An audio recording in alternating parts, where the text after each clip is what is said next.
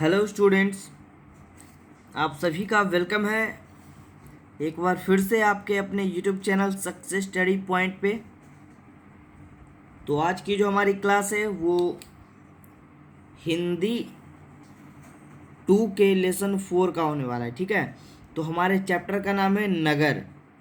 तो आज की इस वीडियो में हम लोग इसके जितने भी वस्तुनिष्ठ प्रश्न जो कि एग्ज़ाम में बनते हैं और जितने भी वीवीआई प्रश्न होंगे उसको आज इस वीडियो में हम लोग पढ़ेंगे। तो जो भी बच्चे इस चैनल पे न्यू हैं या पुराने बच्चे हमसे जुड़े हैं और जिन्होंने अभी तक चैनल को सब्सक्राइब नहीं किया है वो सब्सक्राइब बटन दबा दीजिए और बगल में उसका एक बेल आइकन होगा घंटी के जैसा, उसको दबा दीजिएगा ताकि हमारे नए वीडियो का नोटिफिकेशन उनको मिल पाएगा। ठीक है, तो चलिए।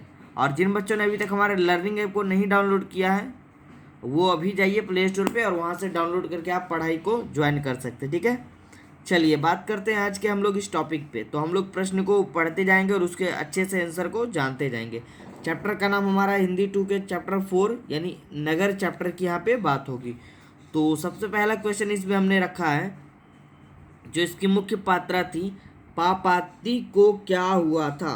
देखिए इस चैप्टर में ये क्वेश्चन बनता है कि पापाती जो इस चैप्टर का एक मुख्य पात्र था उसको क्या हुआ था। 2018 में ये फर्स्ट शिफ्ट में ये पूछा गया, बहुत ही इंपॉर्टेंट प्रश्न है। तो आपको टिक क्या करना है, बुखार। ठीक है, या आपको इस तरह से भी क्वेश्चन पूछेगा कि पापत्ती को कौन सा बीमारी या रोग हुआ था, तो राइट आंसर क्या टिक करिएगा, बुखार से वह पीड़ित। ठीक है, बुखार।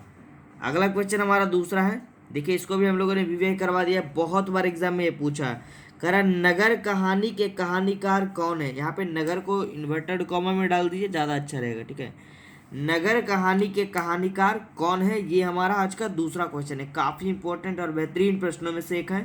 देखिए 2018 के फर्स्ट शिफ्ट में ये भी पूछा गया। राइट आंसर हमारा क्या हो जाएगा, सुजाता। ठीक है, और देखिए तीसरा क्वेश्चन हमारा क्या कह रहा है, एकदम आराम आराम से टॉपिक वाइज एकदम क्लियर करते जाएंगे और आप सभी बच्चे हमें कमेंट बॉक्स में लिख कर बताएंगे कि आपको ये वीडियो कैसा लगा और उनका कितना क्वेश्चन जो है उन्हें पहले से आ रहा था। ठीक है, और इन सारे टॉपिक्स को आप अच्छे से नोट्स करके अच्छे से पढ़ कर जाइएगा। और जिन बच्चों को नोट्स चाहिए वो हमारे व्हाट्सएप नंबर पर कॉन्टैक्ट करिए। आपको 500 में 10th क्लास के सारे नोट्स 2021 के बोर्ड एग्जाम के लिए मिल रहे हैं। ठीक है, और अगले बोर्ड एग्जाम के लिए भी हम आपको देते रहेंगे नोट्स।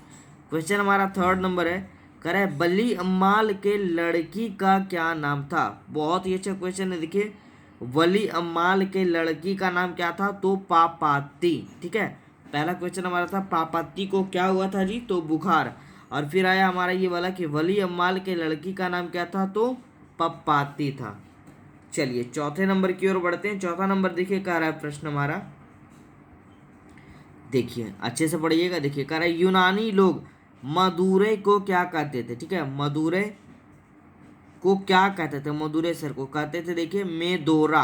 ठीक है, यूनानी लोग जो है वो मदुरै को क्या कहते थे, मेदोरा के नाम से वो पुकारते थे।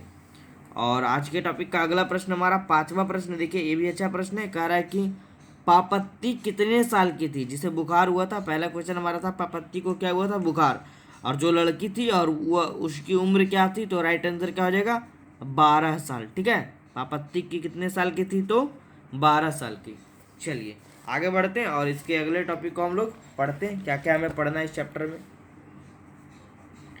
छठा प्रश्न हमारा देखिए कह रहा है, ये देखिए कि सुजाता का जन्म कब हुआ था। ठीक है, बहुत ही अच्छा प्रश्न है ये, सुजाता का जन्म कब हुआ था। राइट आंसर हो जाएगा 3 मई 1935 ईस्वी में। ठीक है, जो कि इस चैप्टर की मुख्य पात्र थी।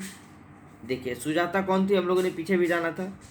और छठा प्रश्न हमारा कह रहा है नेता लोगों के द्वारा किसके विरुद्ध जुलूस निकाला गया था। इस चैप्टर में हमारा जो पढ़ने का था कि नेता लोगों के द्वारा किसके विरुद्ध जुलूस निकाला गया था। राइट आंसर हो जाएगा महंगाई के विरुद्ध। ठीक है, जिन बच्चों ने इस चैप्टर को पढ़ा होगा क्लास वगैरह में या खुद से सेल्फ स्टडी में, उन्होंने पढ़ा होगा कि महंगाई के विरुद्ध नेताओं ने जो क्या था, जुलूस निकाला था इस चैप्टर में। और हमारा आठवां प्रश्न कह रहा है मीनाक्षी मंदिर जो है वो कहाँ स्थित है। ठीक है, तो इसका राइट आंसर होगा मदुरै, जो कि तमिलनाडु में है। ठीक है, अभी हम लोगों ने पीछे पढ़ा था मदुरै को किस नाम से जानते थे यूनानी, वो वाला क्वेश्चन। तो मदुरै कहाँ है जी, तमिलनाडु में। ठीक है, तो ये आप लोग अच्छे से याद रखिएगा, या फिर आप तमिलनाडु बोलिए या मदुरै बोलिए, मदुरै वही तमिलनाडु का ही शहर है।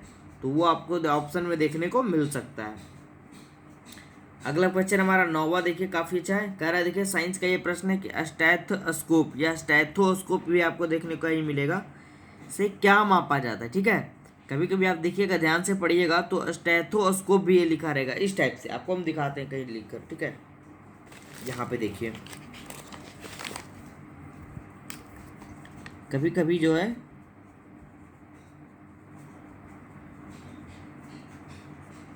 ऐसे भी रहेगा आपका। ठीक है, तो पूछेगा आपसे प्रश्न कि ये जो है स्टेथोस्कोप, इससे क्या मापा जाता है। ये कुछ मापने का यंत्र होता है।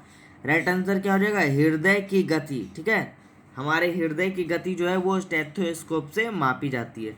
अगला हमारा 10वां प्रश्न कह रहा है कि इस कहानी में, ठीक है, मतलब कि नगर कहानी में किस भयानक रोग का जिक्र किया गया है। तो राइट आंसर क्या हो जाएगा, मोनीजाइटिस, जो कि मस्तिष्क से संबंधित एक खतरनाक बीमारी है। इसके बारे में इस चैप्टर में चर्चा किया गया है। ठीक है, चलिए 11वां प्रश्न पे बढ़ते हैं। बहुत ही अच्छा और हाईलाइटेड प्रश्न है। देखिए 2018 के सेकंड शिफ्ट में ये पूछा गया है। पढ़ते हैं हम लोग प्रश्न को। चलिए, कह रहा है कि नगर कहानी जो है वो किस भाषा से अनुदित है। बहुत ही अच्छा प्रश्न है। राइट आंसर हमारा क्या होगा, तमिल भाषा। ठीक है, नगर कहानी जो है वो किस भाषा से अनुदित है, तो तमिल भाषा से। और आगे हमारा 12वां जो प्रश्न है वो कह रहा है, देखिए बहुत ही अच्छा प्रश्न ये भी है। कमरा नंबर 48 मतलब कमरा नंबर 48 में वल्ली को कौन ले गया। ठीक है, यहाँ पे राइट आंसर क्या हो जाएगा, अमलराज। तो ये सारे प्रश्न आपको तभी समझ में आएंगे बच्चों को जब आप इस चैप्टर को खुद से सेल्फ स्टडी करके पढ़ लीजिएगा। ठीक है, कुछ नहीं करना है, बस बुक निकालना है घर बैठे एक कहानी की तरह। ठीक है, एक किस्से की तरह इस टॉपिक को अच्छे से पढ़ जाना, इस चैप्टर को। तो आपका जो ये क्वेश्चन है वो काफ़ी इंटरेस्टिंग हो जाएगा और बहुत ही अच्छे से समझ में आएगा। आगे बढ़ते 13वें प्रश्न की ओर। कह रहा देखिए लंबी कतार देखकर वल्ली को किस पर गुस्सा आया। ठीक है, बहुत ही अच्छा क्वेश्चन है। कह रहा है लंबी कतार देखकर वल्ली को जो है वो किस पर गुस्सा आया। तो राइट आंसर क्या हो जाएगा, मृत पति पर। ठीक है, उसके अपने मृत पति पर ही उसको क्या आ गया था, गुस्सा आ गया था। चलिए और देख लेते, इधर तो नहीं होना चाहिए। चलिए अभी और है उधर जी। 14वें नंबर की ओर भी पढ़ लेते हैं। 14वां प्रश्न हमारा कह रहा है, देखिए अच्छे से पढ़िएगा, थोड़ा सा यूनिक है। कह रहा है देखिए ऑप्थलम स्कोप। ठीक है, क्या है, देखिए ऑप्थलम स्कोप क्या है। बहुत ही अच्छा प्रश्न है। राइट आंसर क्या हो जाएगा, आँख देखने की मशीन। जब हम लोग आँख वगैरह चेक करवाने जाते हैं कुछ दिक्कत के कारण, तो हम लोग किससे चेक करवाते हैं, ऑप्थलम स्कोप से। अभी हम लोगों ने ऊपर क्या पढ़ा, एक स्टेथोस्कोप से क्या मापी जाती है, ये वाला देखिए, स्टेथोस्कोप से हृदय की गति। और हमने भी पढ़ा ऑप्थलम स्कोप से आँख देखने की मशीन को कहा जाता है। चलिए और भी एक दो प्रश्न हमारे चैप्टर में बच गया, तो उसको हम लोग पढ़कर आज इस चैप्टर को समाप्त कर लेते हैं। देखिए हमारा 15वां प्रश्न जो कह रहा है कि वल्ली को वेतन के रूप में क्या मिलता है। ठीक है, जब वो काम करता है तो वल्ली को वेतन के रूप में क्या मिलता है। राइट आंसर हो जाएगा धान, बाजरा एवं रागी। तो आपका ऑप्शन पेचीदा हो सकता है, तो आप सारे बच्चे ध्यान से इसको टिक करिएगा। अगर आपके ऑप्शन में धान रहे, बाजरा रहे, रागी रहे, तीनों रहे, और अगर रहे इनमें से सभी, तो आपको क्या टिक करना है, इनमें से सभी। अच्छे से पढ़ कर जाइएगा कि उसको वेतन के रूप में जो है वो क्या मिलता था, धान, बाजरा एवं रागी। ठीक है, चलिए तो इस चैप्टर के लास्ट क्वेश्चन की ओर हम लोग बात कर लेते हैं। लास्ट क्वेश्चन हमारा कह रहा है कालू वेन के तुलनात्मक व्याकरण के अनुसार। ठीक है, देखिए अच्छे से पढ़िएगा, कालू वेन के तुलनात्मक व्याकरण के अनुसार पांड्य लोगों की दूसरी राजधानी कहाँ थी, या पांडवी से कह सकते हैं। तो हमारा राइट आंसर क्या हो जाएगा, मदुरै। ठीक है, पांड्य लोगों की राजधानी कहाँ थी, कालू वेन के तुलना के व्याकरण के अनुसार मदुरै। तो चलिए ये था हमारा चैप्टर 4 का वस्तुनिष्ठ प्रश्नों का सॉल्यूशन। और बहुत ही जल्द हम अपने चैनल पे इसके बुक सॉल्यूशन को लेकर के आ रहे हैं हिंदी के। तो बहुत सारे बच्चे कमेंट कर रहे थे कि सर बुक सॉल्यूशन इसका कब आएगा, तो बहुत ही जल्द आप लोगों के सामने लॉन्च होगा। और जिन बच्चों ने अभी तक हमारे नोट्स को नहीं परचेज करा है वो जरूर जाकर कर लीजिए। मात्र 500 में आपको total notes A to Z, Hindi, Sanskrit, गणित, सामाजिक विज्ञान और विज्ञान, ये पांचों सब्जेक्ट के नोट्स आपको प्रोवाइड करा रही है हमारी टीम। ड्रीम क्लासेस के द्वारा, ठीक है।